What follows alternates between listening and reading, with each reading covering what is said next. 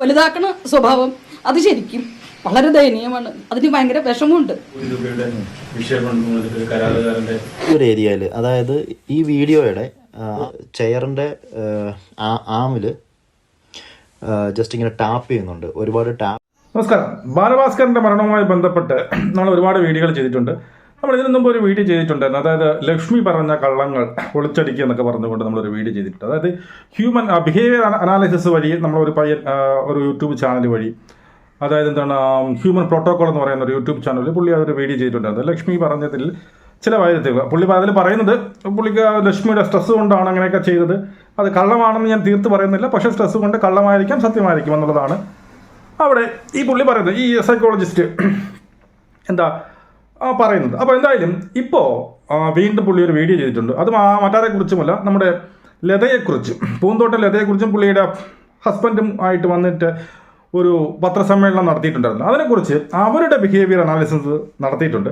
അതിനകത്ത് ലതയ്ക്ക് ഉണ്ടാകുന്ന, അല്ലെങ്കിൽ ഈ ഹസ്ബൻഡിനൊക്കെ ഉണ്ടാകുന്ന ചെറിയ മാറ്റങ്ങൾ പുള്ളി വളരെ കൃത്യമായിട്ട് പറയുന്നുണ്ട്. അതിലും നിന്ന് തന്നെ പല ടെൻഷനായിട്ടിരിക്കുന്ന ലത പറയുന്നത് പലയിടത്തും കള്ളമാണെന്നും ഒക്കെ തെളിയിച്ചുകൊണ്ട് വളരെ കൃത്യമായിട്ടുള്ള ഒരു വീഡിയോ ചെയ്തിട്ടുണ്ട്.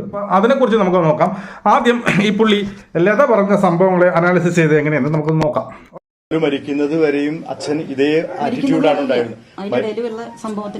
അതെ, അതെന്താന്ന് വെച്ചാൽ ഇതന്നെ പറഞ്ഞിരുന്നത്, ചികിത്സയ്ക്ക് വേണ്ടി ഇങ്ങോട്ട് കൊണ്ടുവരണം. ഇവിടെ രവീന്ദ്രൻ സ്റ്റേറ്റ്മെന്റ് പറയുന്നുണ്ട്, ബാലു മരിക്കുന്നത് വരെ അച്ഛൻ്റെ ബിഹേവിയർ ഇങ്ങനെ തന്നെ ആയിരുന്നു എന്ന് പറയുന്ന സമയത്ത് പെട്ടെന്ന് ലതയ്ക്ക് ഉണ്ടാകുന്ന ഒരു ചെറിയൊരു ചേഞ്ച് ഉണ്ട്. അതായത് ജസ്റ്റ് വളരെ ഒബ്സർവ് ചെയ്ത് നോക്കിയാൽ കാണാം, ടേബിളിൽ, അതായത് ചെയറിൻ്റെ ആമിൽ ജസ്റ്റ് ഇങ്ങനെ ടാപ്പ് ചെയ്യുന്നുണ്ട്, ഒരുപാട് ടാപ്പ് ചെയ്യുന്നു. അതിനുശേഷം ആ ടാപ്പിങ് കഴിഞ്ഞതിന് ശേഷം ഡയറക്റ്റ്ലി ഒരു ടവൽ എടുക്കുന്നു, ജസ്റ്റ് മൗത്ത് കവർ ചെയ്യുന്നു. Second behaviour. അതിനുശേഷം ആ മൗത്ത് കവർ ചെയ്തതിന് ശേഷം ആ ടവൽ വെച്ചതിന് ശേഷം ഷോളിൻ്റെ എഡ്ജ് എടുത്ത് ഇങ്ങനെ ഫ്രണ്ടിലോട്ട് ഇടുന്നുണ്ട്. സോ ഈ ഒരു 3 ബിഹേവിയേഴ്സ് കാണുമ്പോൾ ചിലപ്പോൾ വളരെ നോർമലായിട്ട് തോന്നും, പക്ഷേ ഈ 3 ബിഹേവിയറും ഡിസെപ്ഷൻ സ്കെയിലിൽ വളരെ ഹൈ റേറ്റ് സ്ട്രെസ്സിൽ കാറ്റഗറൈസ് ചെയ്തിരിക്കുന്ന ബിഹേവിയറാണ്. അതായത് ഫസ്റ്റ് വൺ എന്ന് പറയുന്നത് ടാപ്പിംഗ് എന്ന് പറയുന്നത് നമ്മൾ വളരെ ടെൻഷൻ അല്ലെങ്കിൽ നെർവസ്നെസ് വരുമ്പോൾ അത് റിലീസ് ചെയ്യാൻ വേണ്ടി യൂസ് ചെയ്യുന്നൊരു ബിഹേവിയറാണ്. രണ്ടാമത്തേതെന്ന് പറഞ്ഞാൽ മൗത്ത് കവറിങ്, അല്ലെങ്കിൽ ഈ ഒരു ഏരിയയിൽ ഒരു പ്രൊട്ടക്റ്റീവ് ബിഹേവിയർ, നമ്മൾ വളരെ ഇൻസെക്യൂർ ആകുമ്പോഴോ ആൻഷ്യസ് ആകുമ്പോഴോ ഒക്കെ യൂസ് ചെയ്യുന്ന, അല്ലെങ്കിൽ നമുക്ക് ഓട്ടോമാറ്റിക്കലി വരുന്ന ഒരു ബിഹേവിയറാണ്. രണ്ടാമത്തേന്ന് പറഞ്ഞാൽ ഷോള് എടുത്ത് നേരെ ഇടുക എന്ന് പറയുന്നത് ഒരു ഗ്രൂമിങ് ബിഹേവിയറാണ്. ഗ്രൂമിങ് ബിഹേവിയർ എന്ന് പറയുന്നത് നമ്മൾ കുറച്ചുകൂടെ അപ്പിയറിങ് പെർഫെക്റ്റ് എന്നൊക്കെ പറയും. അത് ആൻസൈറ്റി വരുമ്പോഴോ അല്ലെങ്കിൽ നെർവസ്നെസ് വരുമ്പോഴോ ഒക്കെ നമ്മൾ ചെയ്യുന്ന കുറച്ച് കാര്യങ്ങളാണ്.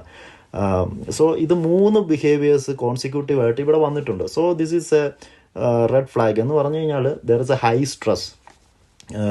രവീന്ദ്രൻ അത് പറഞ്ഞ സമയത്ത് ലതയ്ക്ക് വളരെ ഹൈലി സ്ട്രെസ് ഉണ്ടാക്കി. ആ ഹൈ സ്ട്രെസ് വന്ന് അതങ്ങനെയല്ല, അത് ഇങ്ങനെയാണെന്ന് പറയുന്ന സമയത്ത് രവീന്ദ്രൻ ഇങ്ങനെ ആ കോൺവെർസേഷൻ പറഞ്ഞിങ്ങ് വന്നു, അതിനെ കവർ ചെയ്ത് ഓക്കെ അതെ ഇങ്ങനെയാണ്, ലത പറഞ്ഞ പോലെയാണെന്ന് പറഞ്ഞ് അതിനെ കണ്ടിന്യൂ ചെയ്ത് വളരെ ഡിഫ്ലക്റ്റ് ചെയ്തത് കൊണ്ടുപോകുന്നുണ്ട്.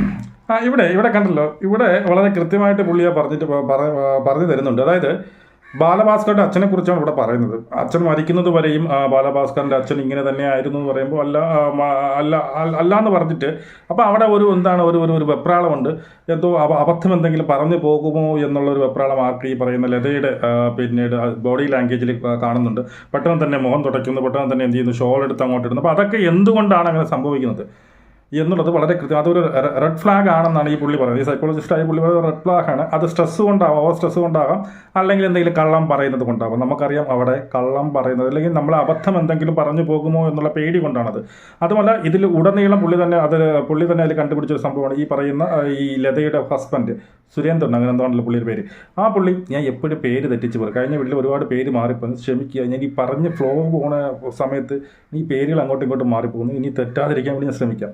അപ്പോൾ ആ പുള്ളിയെ എപ്പോഴും കൺട്രോൾ ചെയ്യുന്നത് ഇതാണ്. പുള്ളി അതിനകത്ത് ഉടനീളം ഈ പുള്ളിയെ പറയുന്നുണ്ട്, പലപ്പോഴായിട്ട് പറഞ്ഞതിന് ശേഷം എന്ത് ചെയ്തു, ഈ ലതയുടെ മുഖത്ത് നോക്കില്ല, ഞാൻ പറയുന്നില്ല എന്ത് തെറ്റുണ്ടോ എന്നുള്ള രീതിയിൽ ലതയുടെ മുഖത്ത് നോക്കുന്ന ഈ പറയുന്ന ഭർത്താവിനെ കാണാൻ സാധിക്കുന്നുണ്ട്.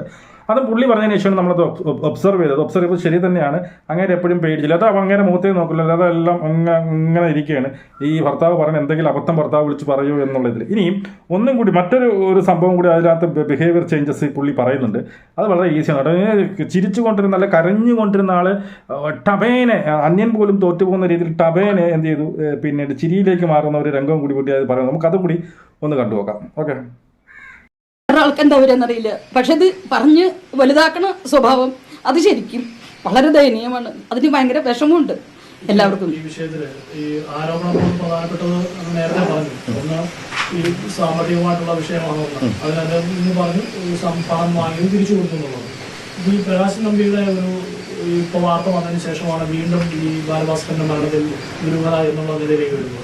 നിങ്ങൾ മനസ്സിലാക്കിയിടത്തോളം ഈ ബാലഭാസ്കറും പ്രകാശൻ തമ്മിൽ തമ്മിലുള്ള എത്തരത്തിലുള്ള ഒരു ബന്ധമാണ്? എന്താണ് ചേർത്ത് കൊടുത്തുന്നത്? ഈ കോൺട്രാക്ടറുടെ ഒരു നിക്ഷേപം 1 കോടി രൂപയുടെ നിക്ഷേപം ഒരു കരാറുകാരന്റെ അതെന്താണെന്ന് വെച്ച് കഴിഞ്ഞാൽ ഈ ഒരു ഏരിയയിൽ, അതായത് ഈ വീഡിയോയുടെ ആദ്യ ഭാഗത്ത് ലത വളരെ ഇമോഷണലായിട്ട് അവരൊരു വിക്റ്റിമായി മാറുന്നു എന്നുള്ള ഒരു വളരെ ഇമോഷണൽ ആയിട്ടുള്ള ഒരു എക്സ്പ്രഷൻസ് ഒരുപാട് വന്നു. അതിനോട് ചേർന്ന് തന്നെ വളരെ ചേർത്തൊരു ക്വസ്റ്റ്യൻ ചോദിക്കുന്ന സമയത്ത് ഈ ഒരു ഇമോഷന് നേരെ ഓപ്പോസിറ്റ് ആയിട്ടുള്ള ഒരു എക്സ്പ്രഷൻസ് ആണ് അവിടെ കാണുന്നത്. അതായത് നോർമൽ കേസിൽ വളരെ ഇമോഷൻ ജനിപ്പിക്കുന്ന രീതിയിലുള്ള ഒരു ക്വസ്റ്റ്യനാണ് ആദ്യം ചോദിച്ചത്. അവരതിൽ വളരെ ഇമോഷൻ ആവുകയും ചെയ്തു. ആകുന്ന സമയത്ത് അതിനോട് ചേർത്ത് മറ്റൊരു ക്വസ്റ്റ്യൻ ചോദിക്കുമ്പോൾ അതിന് നേരെ കോൺഫ്ലിക്റ്റിംഗ് ആയിട്ടുള്ളൊരു ബിഹേവിയറാണ് ഇവിടെ എക്സ്പ്രസ് ചെയ്തത്. ആ ചിരി എന്ന് പറയുന്നത് ഒരു ആർട്ടിഫിഷ്യൽ ആയിട്ടുള്ള സ്മൈലല്ല. ആദ്യത്തെ ഭാഗവും രണ്ടാമത്തെ ഭാഗവും എക്സ്പ്രസ് ചെയ്യുമ്പോൾ അവിടെ കോൺഫ്ലിക്റ്റ് ആണ് ഉണ്ടാകുന്നത്. ഓക്കെ, ഇതിൽ മനസ്സിലായില്ലേ? ഇതിൽ മറ്റൊന്നുമല്ല, ആദ്യം ഈ പറയുന്ന ബാലഭാസ്കറിന്റെ അച്ഛൻ്റെയും ഒരു മാതാപിതാക്കളുമായിട്ടുള്ള ബിഹേവിയറുമായി ബന്ധപ്പെട്ട് ചോദിച്ചപ്പോഴാണ് അയ്യോ എന്നെ എന്തിനാണ് ഇങ്ങനെ പറയുന്നത് എന്നൊക്കെ പറഞ്ഞ് പൊട്ടിക്കരയുന്ന ലതയോട് വീണ്ടും തൊട്ടടുത്ത നിമിഷം തന്നെ എന്ത് ചെയ്യുന്നു, ചോദിക്കുന്നുണ്ട് കുറച്ച് ബാലഭാസ്കറിന്റെ കേസ്, അതേപോലെ ഒരു നിക്ഷേപത്തിന്റെ കേസ് ചോദിക്കുമ്പോൾ അതൊരു തമാശ പറ്റില്ല. അത് സഡൻ കരഞ്ഞുകൊണ്ടിരുന്ന ലതയിൽ നിന്ന് സഡൻ ആയിട്ട് മാറിയിട്ട് അവിടെ ഒരു ചിരി കൊണ്ടുവരുന്നു. അപ്പോൾ അതൊക്കെ ഈ പുള്ളി ഇതിനകത്ത് പിന്നീട് പറയുന്നുണ്ട്. സത്യം പറഞ്ഞാൽ അന്യൻ പോലും തോറ്റുപോകും ആ രീതിയിലാണ് ഈ ലതയുടെ പിന്നീട് അഭിനയം അല്ലെങ്കിൽ ലതയുടെ പ്രകടനം അങ്ങനെ തന്നെ ആയിരുന്നു എന്നാണ് മനസ്സിലാക്കാൻ സാധിക്കുന്നത്. ഇതിലുടനീളം പുള്ളി പറയുന്നത് ഇത് തന്നെയാണ്. രണ്ടുപേർക്കും തമ്മിലുള്ള ആ ഒരു പിന്നെ ബിഹേവിയർ അനാലിസിസ് നടക്കുമ്പോൾ പലയിടത്തും പുള്ളി ഭയങ്കര സ്ട്രെസ്സായിട്ട് പറയുന്നതായിട്ടുണ്ട്. അത് പുള്ളിയെ ഒരു ന്യായീകരിക്കാൻ വേണ്ടി പറയുന്നുണ്ട്. അതൊരു കള്ളമാണെന്ന് നമുക്ക് പറയാൻ പാടില്ല, പക്ഷേ എന്തോ ഒരു എന്താ പല കാര്യങ്ങൾ പറയുമ്പോഴും ഒരു പേടി, നമ്മൾ പറയുന്നത് അബദ്ധമായിരിക്കും, എന്തെങ്കിലും അബദ്ധം വിളിക്കുക. കാരണം ഇത്രയും ഈ പറയുന്ന ഇത്രയും മീഡിയക്കാർ വന്നിരിക്കുകയാണ്. എന്തെങ്കിലും അബദ്ധങ്ങൾ പറഞ്ഞു പോയി കഴിഞ്ഞാൽ നമ്മൾ പെട്ടുപോകും. അതുകൊണ്ട് തന്നെ വളരെ കോൺഷ്യസോട് കൂടിയാണ് ഇവരെന്ത് ചെയ്തത് സംസാരിക്കുന്നത്. അതുമല്ല ഈ ഒരു ചിരിയും ഈ ഒരു ദേഷ്യവും കാര്യങ്ങളൊക്കെ പുള്ളി അത് വളരെ വ്യക്തമായിട്ട് പുള്ളി അതൊരു ഡെഡ് ഫ്ലാഗ് ആണ് എന്ന് പുള്ളി പറയുന്നുണ്ട്. അവിടെ നമുക്കൊരു ചെറിയ സംശയം, മൊത്തം ചിലപ്പം കള്ളം തന്നെ ആയിരിക്കാം. ഈ പെട്ടെന്നുള്ള പിന്നീട് ചേഞ്ചസ്, നമ്മളൊരാൾ ഈ പറയുന്ന ഇത്രയും സങ്കടപ്പെട്ട് പിന്നെ കരഞ്ഞുകൊണ്ടിരിക്കുന്ന ഒരാൾ പെട്ടെന്ന് ഇങ്ങനെ ചിരിയിലേക്ക് വരികയാണെങ്കിൽ ആ സങ്കടമോ അല്ലെങ്കിൽ ചിരിയോ ഒന്നും സത്യമോ നമുക്ക് പറയാൻ പറ്റത്തില്ല അല്ലേ. ഒന്നീ ആ സങ്കടം നല്ല സങ്കടം ഉണ്ടെങ്കിൽ നമ്മൾ ബാക്കി പറയാൻ നമ്മൾ ശ്രദ്ധിക്കുക കൂടിയില്ല. ആ സങ്കടത്തിൽ നമ്മൾ അലിഞ്ഞിരിക്കുകയാണ് ചെയ്യുന്നത്. ഇത് അങ്ങനെയല്ല, അത് പറഞ്ഞ് തൊട്ടടുത്ത് ഒരു തമാശ മട്ടിൽ ചിരിച്ചു കളയുന്ന ഒരു ലതയാണ് നമുക്ക് കാണാൻ സാധിച്ചത്. എന്തായാലും എല്ലാവരും ഈ പറയുന്ന മൊത്തത്തിൽ ബാലഭാസ്കറുടെ മരണവുമായി ബന്ധപ്പെട്ട് എല്ലാവരും എവിടെയൊക്കെ എന്തുമൊക്കെ മറക്കുന്നുണ്ട്. ചിലപ്പം ഇവരൊക്കെ എല്ലാവർക്കും ഈ പറയുന്ന എല്ലാവർക്കും അറിയാമായിരിക്കും ഇതെല്ലാം ഒരു ഗോൾഡ് സ്മഗ്ലിങ്ങുമായി ബന്ധപ്പെട്ടവരായിരിക്കാം. ഇൻ കേസ് നമ്മളിപ്പോൾ പുറത്ത് വിട്ട് കഴിഞ്ഞാൽ ഒന്നല്ലെങ്കിൽ നമ്മൾ ഉൾപ്പെടെ പരോക്ഷമായെങ്കിൽ കൂടി നമ്മളും കൂടി അകത്താവും, അല്ലെങ്കിൽ നമ്മുടെ മകനോ ഇപ്പോൾ ഈ പുള്ളിയുടെ ജിഷ്ണു എന്താണ് ഇവരുടെ മകൻ, അവർ വരെ ഇതിന് അവൻ ഗൾഫിലോ അങ്ങോട്ട് എവിടെയാണ് അവൻ വഴിയാണോ അത് ചെയ്തത് പറഞ്ഞാൽ ജിഷ്ണു പോലും അകത്താവും എന്നുള്ളത്.